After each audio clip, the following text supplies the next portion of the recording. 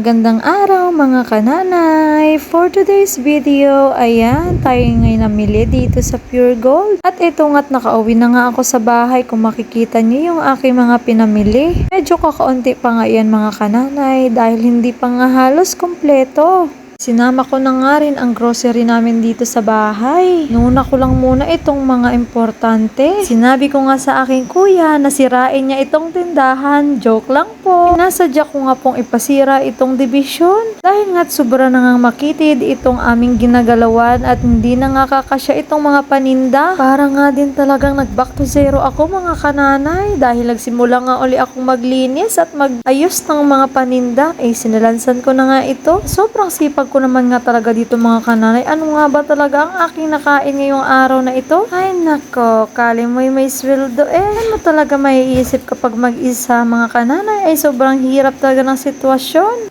Biruin mo ikaw baga naman lahat ang gagawa at kikilos, magbubuhat. Dera ka na, kargador pa. O diba? Packaging ka nga diba? Kahit saan nga mga kananay ay lalaban ko talaga kahit pang bardagulan pa yan. Dami ko talagang pawis dito mga kananay. Parang 1,000,000 na nga. Hindi ko na nga talaga mabilang. After 10 hours nga mga kananay ay natapos na nga ang aking ginagawa. Wow! Abaw, katindi naman talaga. Tagal naman ang paglilinis na yun mga kananay. Siyempre, joke lang yun.